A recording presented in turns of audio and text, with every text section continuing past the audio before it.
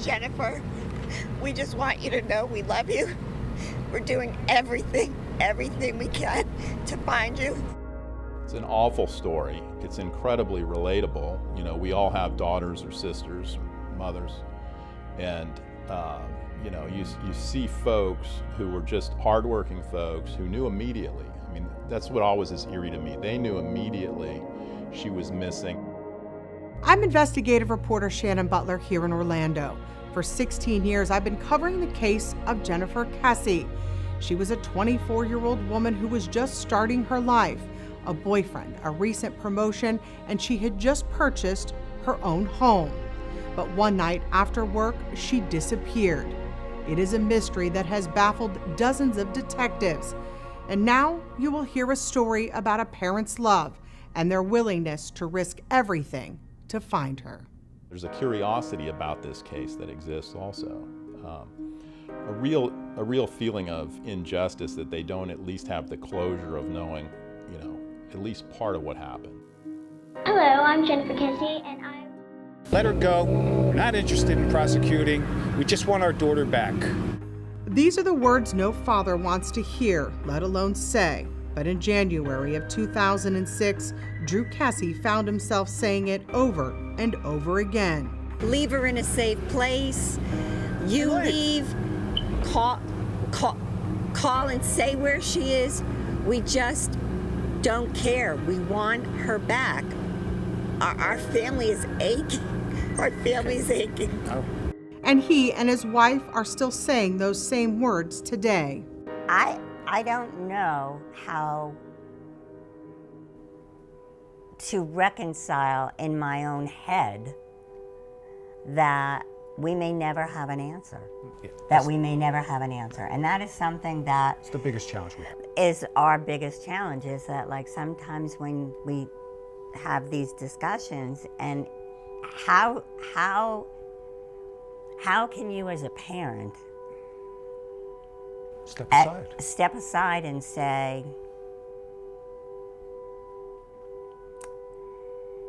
your daughter Jennifer was the victim of a heinous crime. We don't know what happened. We know the day it happened. We don't know anything. We can't find her. We have nothing. It was just around 6 p.m. when Jennifer Kesse left work here at Westgate Resorts. She called her dad on the way home. That was it. Just said, oh, we'll catch up. You know, it's never long. It's just, you know, how you doing today and all that good stuff. We talk quite regularly. And that was the last I spoke. Jennifer Kesse had just been with her boyfriend to St. Croix. She had left Rob Allen's house in South Florida and went right to work. On her way home, she made several calls. She was headed back to the condo she had just bought. Jennifer Kesse's brother and his friends were staying at her condo when she was on her trip. One of those friends had left his cell phone at the condo and was anxious to get it back. Jennifer said she would mail that package the next day. When she got home that night, she called Rob Allen about 10 o'clock that night. He says they had an argument, but still the next morning, he expected to hear from Jennifer, as he always did, on her way to work. When he didn't, he decided he would call her. But when he did, there was no answer. She left Monday morning, and then I talked to her throughout Monday, talked to her Monday night. In the meantime, a family friend and Westgate employee knew she had not shown up for work, so he called her parents. The minute I knew that she was missing for 2 hours when she didn't show up for work, and I got the call at about 10:30 Tuesday morning, I knew something was wrong. Drew Kesse called his daughter's phone. There was no answer, so her brother and dad immediately headed north for the 2-hour drive to Orlando. It's not the type of girl that would go more than 2 hours without talking to somebody, whether it was her mom on the phone or her boyfriend or her dad. At her apartment, everything looked normal. We do know that she did take a shower. She did get ready for work. She did take her Felice for work. You know, her towel was wet. You know, I mean, general things. Nothing was disturbed in here at all. But her car was missing.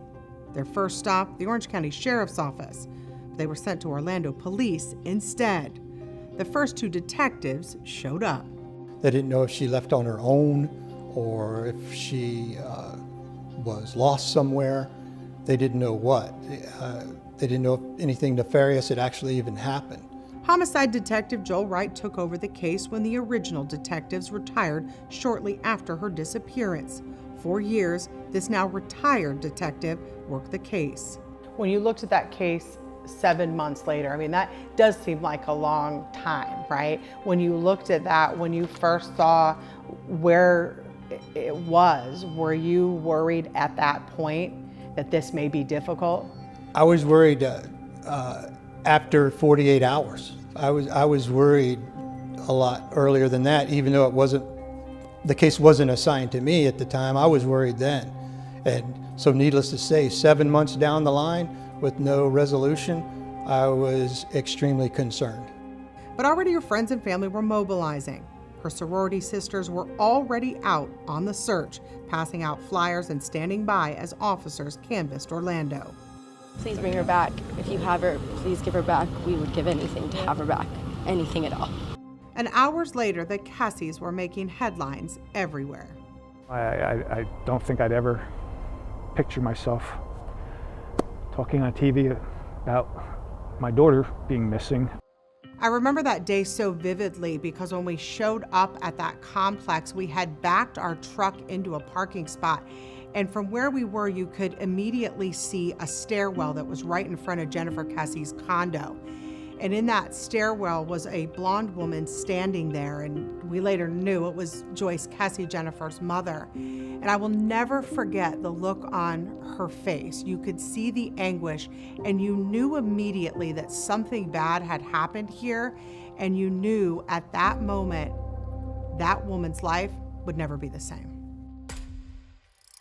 Sitting here today, do you have any idea or thought, did she disappear at night or in the morning?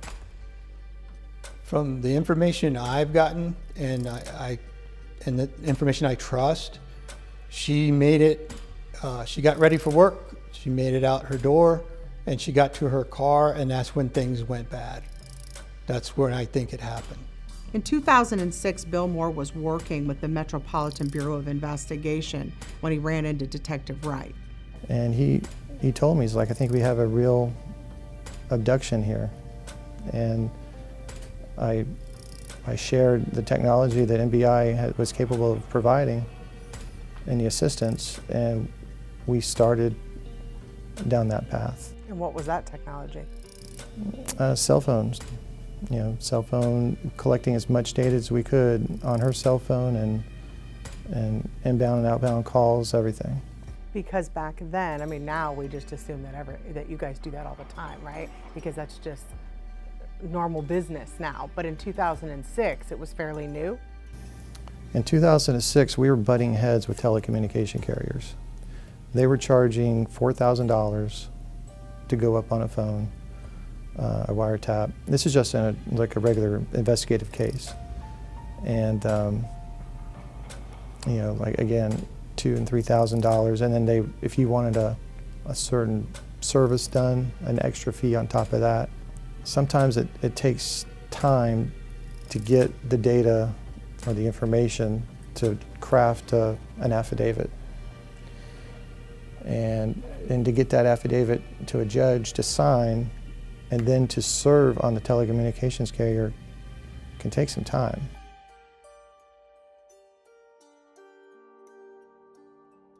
On Thursday, January 26th, it was really the first big break in this case for Orlando police. A woman had said she had seen Jennifer's car on the news, so she called in telling them that she swore that car was parked in her apartment complex. And my kids were making noise in the car, and then I almost backed into it, and I was like, ooh, that looked like a 05 or 06 or something. She was right. Just a little more than a mile from Jennifer Kesse's home here on Huntington on the Green, Kesse's car was found abandoned. Police began a search of the area. We present a scent to a bloodhound, and once he gets that scent, he'll immediately start tracking. Orange County Sheriff Sergeant Jeff Brown has worked with Bo the Bloodhound for 4 years. Bo circled Kesse's car and immediately led Brown and 2 other officers out of the apartment complex and down along Americana Boulevard. At times, they had to run to keep up with the dog. The hound stopped briefly along the side of a public supermarket, then led police toward the busy intersection of Americana and John Young Parkway.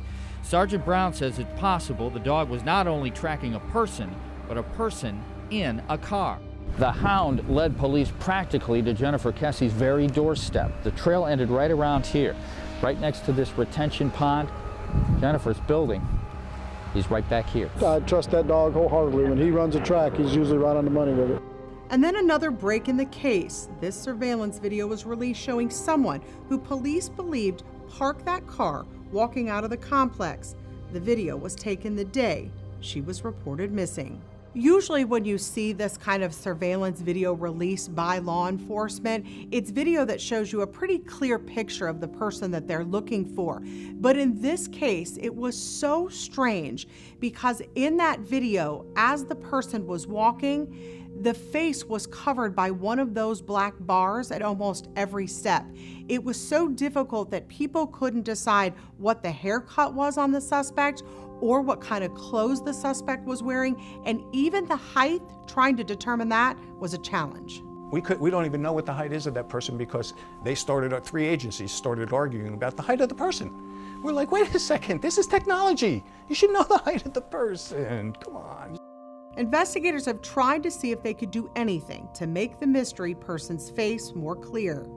I had worked with that, and I think Walmart had worked with that, and we went back to them again and said, you know, is there anything? Has it changed? And they're like, that's what it is. You know, we can't get it any better.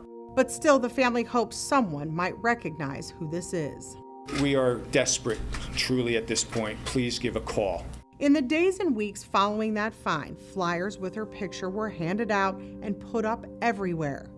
Dozens of searches were conducted. Police, volunteers, and even private search groups combed the area around her apartment and where her car was left. You don't find anything? All the way west, not right now. Just a lot of thick brush, a lot of down trees and stuff like that, but nothing significant yet. The family pleaded for the public's help, and the community came together day after day. We just, from the bottom of our hearts, appreciate every person. Strangers have been coming up to us. What can we do? And dozens of tips came in. We're probably up to 60 tips about right now. It's not as many as we thought it would be. And the reward for information in that missing persons case was up to more than $1 million. But still, year after year, more tips came in that led to more searches, but no answers. Anything you might know, please don't hesitate to call. Who do you think's in the picture? A worker, a stranger? I wish I had a name, but I still believe it's someone connected with Mosaic. I would say probably someone who was working there or living there, or both, and someone who knew when she came, when she left to go to work, and had been watching her. But you have no motive, right? There's no, when I look through everything we've looked and talked about over the years, there's no motive. Do you have one in your head? Wasn't robbery, right? Anytime it's a young, attractive female, you're always concerned there's a sexual element to it, and to me that would be the motive. Her bank card wasn't used, there was no robbery, the car was just parked and left somewhere. It wasn't like it was taken somewhere and stripped for parts. So the only motive I could think of was a sexual element to the crime. You had interviewed some guys at her work. Why was that a point of location for you? Well, you always want to look into every aspect of someone's life, and sometimes when something happens to somebody, one of their coworkers might be involved or might at least know something about it. So we looked into some of the people. We were most interested in anybody who might have been attracted to her or wanted to date her or things like that. And that included ex-boyfriends and current boyfriends, right? Right.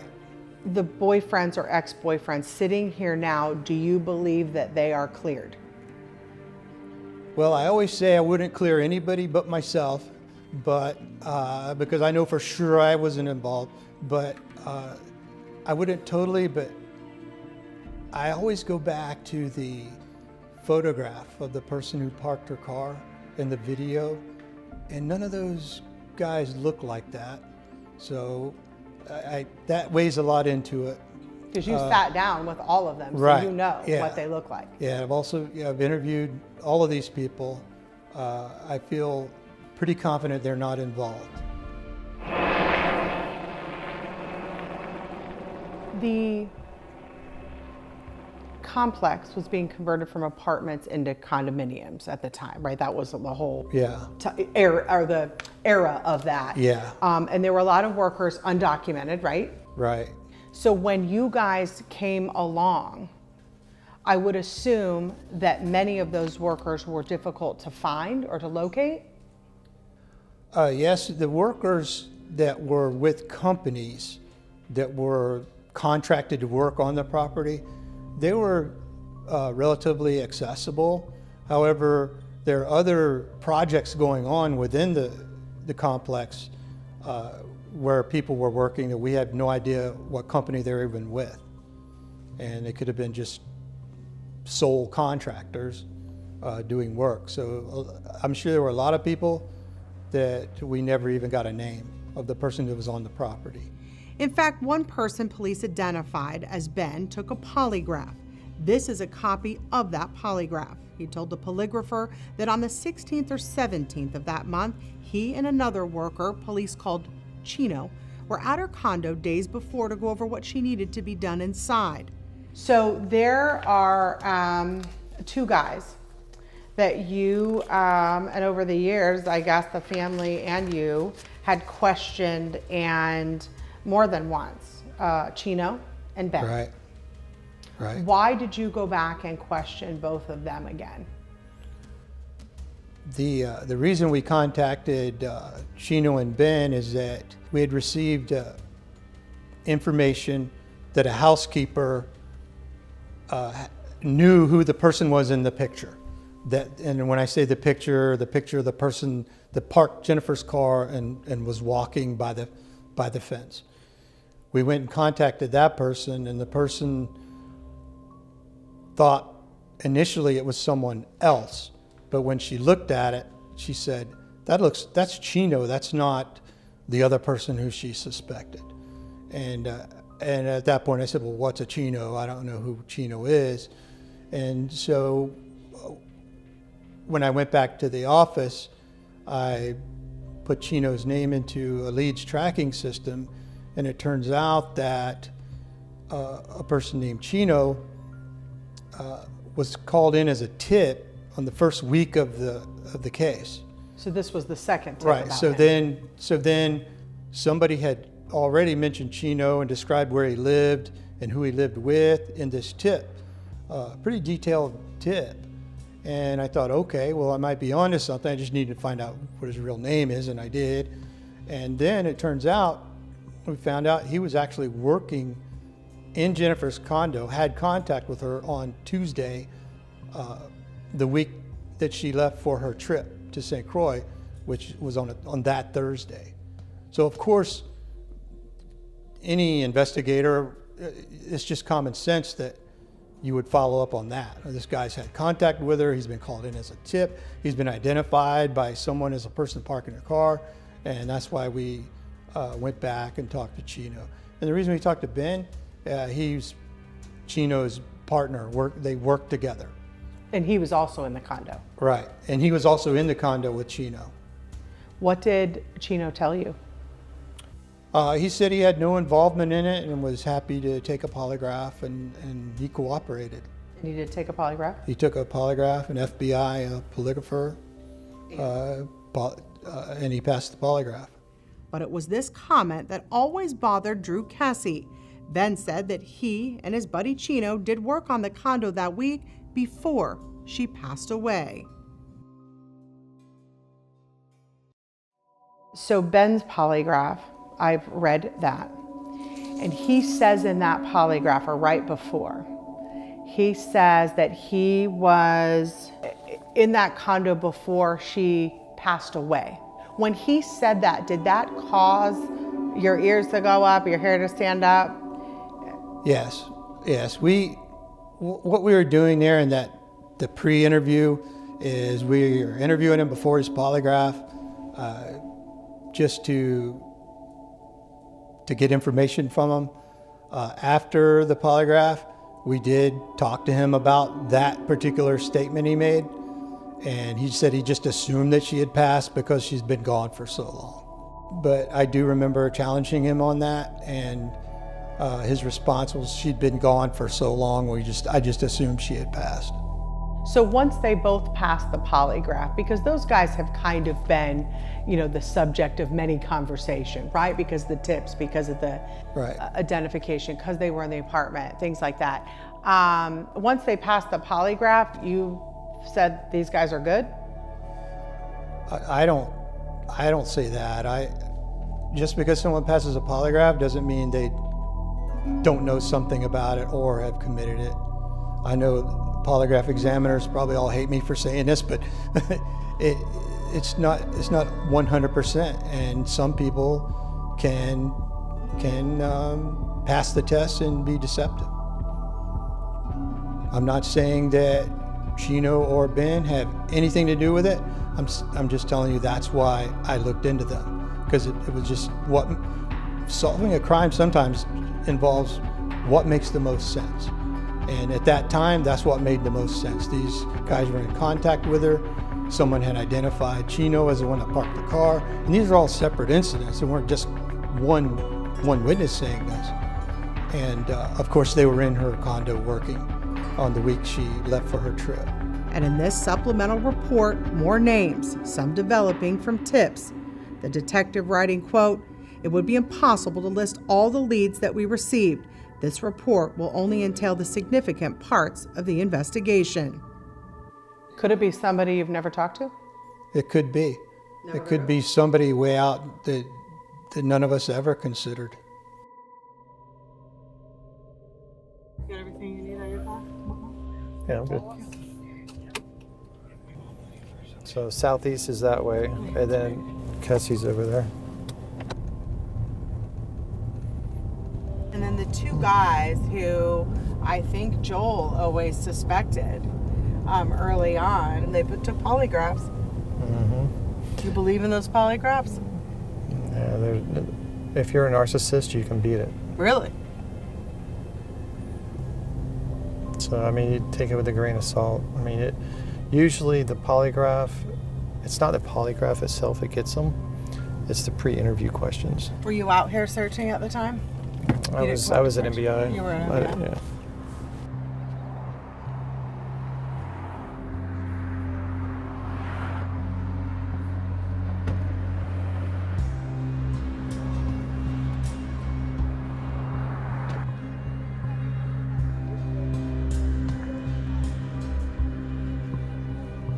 So let's just say that she's not with us anymore. Do you think she's somewhere between here and there? Probably. But again, buried deep. In that amount of time, does anyone do that? It seems like it's a rush. In some cases it's a rush, but if it was a rush, they wouldn't have been able to bury the body that deep. That's what I mean. So now you're getting into an area of, was it a targeted, planned attack? Planned attack. And then that goes into who would have motive to do that. I don't know. You tell me. Don't know. But it could have been a stranger? Could have been a stranger. But nothing was stolen. So it doesn't seem like it was a robbery. Her credit cards weren't used. Wouldn't that have suggested somebody tried to rob her? Yeah, but that would also be careless. If someone was bold enough to try to attack somebody and tried to evade, and they have evaded up to this point, using a credit card or the phone or whatever would just have provided more information on who it might have been. So it suggests robbery was not the point of this. No, it suggested that whoever it was knew how to cover their tracks. Could we have a serial killer that was passing through the area? That's another thought that was tossed around. Could she be human trafficked? They would have to be forced against their will. I mean, and then drugged, and usually it's someone who's a runaway, a throwaway child who's been nurtured and cared for by a pimp or whoever, and they get them into the business that way. This type of scenario you're describing is more like the movie, right, where the daughter is taken and the father goes in and tracks him down and finds her. Right. I guess anything is possible, but I think that's on the far-fetched side.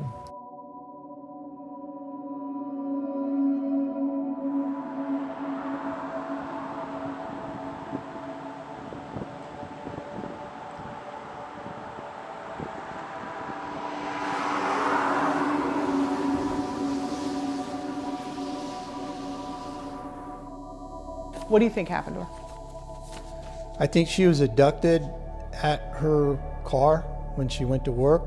I think there was a struggle over control of the car as she's driving out. There were witnesses who gave very good, solid statements to that. And unfortunately, after that, I don't know what happened to her. After that, she left the grounds of that. Right. But you think she was in that car? Yes. Do you think she was driving it or someone else? I think maybe someone else was driving it and she was struggling to get control of it. You retired how many years ago now? 5 years. 5 years. A little over 5 years. Will this case be your white whale? Oh yeah, I don't think a day goes by when I don't think about it. I'll see a news piece where someone was arrested for an abduction.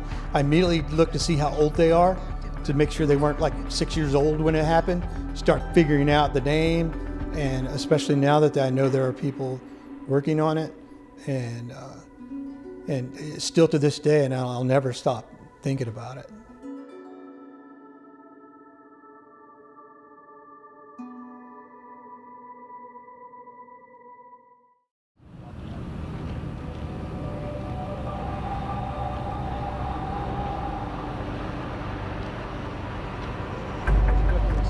Something that you wanted well, we to all say. do. We all do, but we're trying to be respectful of the situation. But you can't ignore the fact that but we you can't stood ignore there the and fact. shook your head the entire time that you was talking. Of course not. Of course not. It has been no secret that the family had been frustrated with law enforcement's handling of the case. There's a lot of things that were done wrong, and they need to be held accountable for it. In 2010, the family had been pleading with Orlando police to turn the case over to somebody who could get a fresh set of eyes on it. In 2010, the police department did just that. They handed it over to the FBI. But in 2011, the Bureau gave it back to Orlando police, making no arrests. Then it was on the 12th anniversary where the frustration with OPD finally boiled over. This is it. It's 12 years. This is a joke. This is all, everybody's standing up here behind it. It's a joke, everybody. This is a joke. Please see through it. Jennifer Kesse's parents had been asking for years for her case to be deemed a cold case. An active investigation keeps the files from being made public. The Kesses wanted the files to do some investigating of their own, claiming Orlando police had some missteps, especially in the first 48 hours. It's okay. We understand how hard it is. We understand people make mistakes. I've made mistakes. We're all human.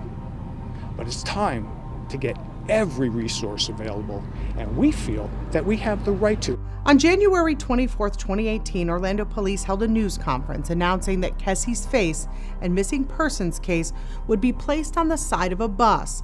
They hoped that might bring in more leads. But quickly, that feel-good event turned tense. I mean, we know our first two detectives did not write anything down. After they retired, they were called back in to write a report because they didn't use a computer. We know it. We know. We're not going to hold these things against them. We can't bring that back. But we have to move forward. But in this report from 2006, detectives wrote, quote, numerous detectives and uniformed officers from the Orlando Police Department worked hundreds, if not thousands of man-hours on this case. There are few agencies in the country that have had to devote as much time, money, and manpower in searching for a missing person. By that time, the Kesses had already hired an attorney to fight OPD in court for those files. They had also hired a private investigator to look over the case just in case those files were actually released. But then Police Chief John Mina said that he had a detective working this case full-time and that those files would stay within his department. It's not our practice to turn over files or case notes or information to anyone in the public. We believe that could possibly jeopardize this investigation, as well as set a precedent for future investigations. You know what he said, that's just not a good precedent to set. It doesn't matter. It doesn't matter. That's what we're wanting. That's what we're going to court for, because their ineptness, the things that they were done wrong in the beginning. This is not at all about anyone trying to show up law enforcement or do anything to that regard. That is to give these people what they are entitled to, which is knowledge of what the investigation was involving their daughter back in early 2006 and what's happened since then. We are nowhere after 12 years. We are nowhere, so we don't view it as a relationship. So we want to control it now. We want it in our hands so we can try to find my sister. In an unprecedented move, the Kesse family decided to sue Orlando police for Jennifer Kesse's case file. In 2018, there was a new police chief, and he cooperated. After 13 years, we're like, well, what are we doing? I mean, nothing's happening, nothing's moving forward, and it's to the point where even with the investigation and the detectives, we're not seeing movement. And we're like, well, we have things to work on. We know you have things to work on. We've given you things to work on. And it just got to the point where things weren't happening. And that just doesn't sit right with us. We're still talking about a person who was taken, a human being taken. So we decided then that we want the files. We want to know what's in the files, and we'll do our own investigation. It's almost unheard of. Mm-hmm. Well, I was told it's the first time, actually, that in America, that an open, active case was given to a family of the files. Can I clarify? Sure. It really was not given to us. We paid a hefty sum for it. It cost so much that the family, for the first time since Jennifer vanished, set up a GoFundMe to pay for the legal fees. It took more than 3 years to get what Orlando police had, but the Kesse's lawyer says that the records received were in disarray, and it seemed no report or official notes were taken for the last 10 years. There's no guidebook of what's happened between, as far as I can tell, between 2012 on, of any significant activity on the case. I didn't expect much from it. And why did you think that? Too much time had gone by. It's my old law partner used to say, cases are like laundry. They don't get better with age, and they certainly don't get better for law enforcement. They get harder to prosecute, and I just knew too much time had passed, unfortunately. But you can't have thought that there'd be no report for a decade. I was fairly shocked by that. So you think there could be more out there somewhere? I think it's possible. I think we've gotten everything they had, but I think what they had was wholly unsatisfactory. I think that was the real gut punch here. It was kind of what I expected it would be, which is it wasn't a roadmap. It was a bunch of stuff, disorganized stuff. We don't know what we don't have, and I'm not certain, even more disturbing, I'm not certain that a law enforcement officer would know what he has or doesn't have in that file. Orlando police did not sit down with Channel 9 for an interview about the family's frustrations or accusations, but they tell us they are still committed to help solving this case. But in a statement, they told us, the Orlando Police Department remains committed to finding the answers to the disappearance of Jennifer Kesse. Despite our 16-year commitment, there are some cases that remain difficult to solve. Since our agreement to produce the documents in this matter, we have worked closely with the Kesse Family Council and have turned over thousands of pages of documents and hours of recordings for their independent team to review and investigate. Our hearts continue to go out to the entire Kesse family, and our detectives will continue to investigate any new leads. You know, it's so hard. We can sit here, we can take 9 hours to tell you all the bad, ugly, and everything else of what's happened in the last 16 plus years. It doesn't get us anywhere with Jennifer. Who sitting here today is in charge of finding your daughter? Joyce and I. Right. There is no police department that has Jennifer's case. By contract, the very first point is that Orlando Police Department is no longer responsible for finding Jennifer Kesse. And we were okay with that. Is there evidence that is in those files that you think could help? Absolutely, yes, absolutely. First of all, I think all the physical evidence has to be redone.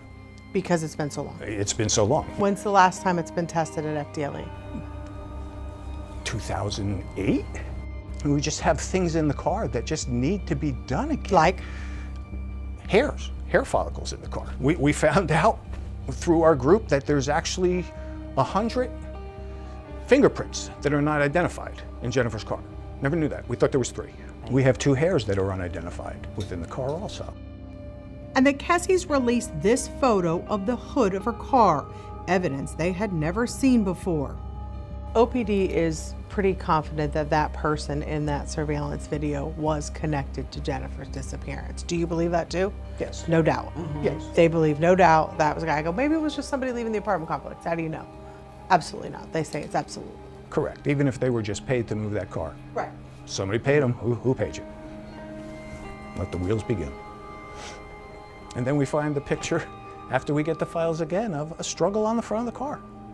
You know, they only gave us 2 pictures of the car, and then there's 154 pictures of the car. Does your team believe that looks like? Yes. Yes. Even without you saying it, because I know that that's what you believe is. They believe there was a struggle. Really anything deserves an attempt with today's technology being so sensitive that I wouldn't rule out trying anything really. I sat down with Senior Crime Lab analyst Tim Petrie at FDLE, who explained to us the process his team uses and how advances in technology and retesting of the evidence can move a case forward no matter how long it's been. We're getting more information now, and via software and interpretation, things that have changed, we're able to get more information out of the results that we do get, and hopefully add more information to the case or solve the case. The negative side of shows like CSI and things like that, everybody expects us to get a DNA result in 30 minutes or less. They expect us to get a DNA result on everything we test, and that's simply not the case. There's plenty of times that we do our testing and either get no result or don't get enough result to use to compare to anybody in the case. So just because we do DNA testing doesn't mean we're going to get a result. And a lot of times now when we go to court, we're going to explain, yes, that we did DNA testing, but here's why we didn't get a result. In my hands, I need a decent amount of something to test. So if it's something that's never been tested, then obviously we have a better chance of getting a result from that. Nowadays, without any real rush to it, it's 3 days, 4 days. Now obviously we're working a bunch of other cases at the same time, so it gets worked in with those cases. But typically from start to finish, I can do a case or a set of cases in 3 or 4 days and have the DNA results. Now then we have to write the report, and the report gets reviewed a couple of different times and things like that that add time to the back end. But the actual hands-on science work is 2 to 3 days. But there are things in the files Yeah. that need to be worked, and everyone who has seen the files knows that they need to be worked. There's 6 or 7 people that need to come forward and just simply have a conversation. Period. I truly believe that I'm going to find Jennifer. To this day, I truly believe I'm going to find her. And I'm not willing to give up on it. I'm not willing to do anything less than what I'm doing, and I need to do more, to be quite honest with you. But it's challenging. It's extremely challenging on every level. Are you still willing to let that person go if they will tell you where she is? Absolutely. I don't You're care. still, Absolutely. You still. I don't care. Absolutely. I want my daughter. We want our daughter. Dead or alive. End of discussion. Period. I don't care what happens to the person. I don't care what happens to the person, but I will say I would love to know why Jen. Today, the Kesses have a new team of more than a dozen former law enforcement officers going through those files. They're looking to see if they can find something that dozens of detectives before them didn't. What have they told you about this case? Same thing we already know. Completely solvable. We have to go talk to this person, this person, this person, this person for this reason, this reason, this reason, this reason, and we can't do it with who has it currently. So what happens today? Someone calls you and says, we found something. What happens? You're not a law enforcement officer. Now, listen, I've been out there with you. I know you'll walk right up to it and take a look at it yourself. But there's nothing you legally can do. And you have to be careful. So what happens today? We have to become really good salespeople if something like that happens, to actually get someone to act on it. I believe we could if something happened. OPD?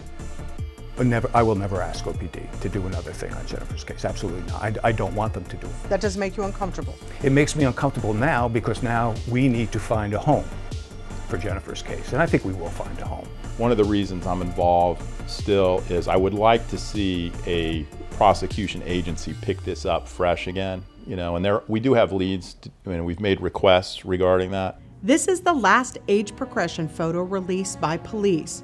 It was 7 years ago. And as the years move on, the case seems to stand still. We've spent everything that we've had. We've pretty much lost everything that we've had. And I don't know if it's by choice, but we're okay with it because we know what we need to do. I personally don't think Jen is with us any longer. Okay. I just need to know, that we have our daughter, period. It's all good. Not really, but yeah, you have to take what it is. I am a firm believer that no one in America should ever pass away and have their loved ones still missing. Jennifer is our daughter. We just want an answer because limbo is not a fun place to be and it's a lot of work.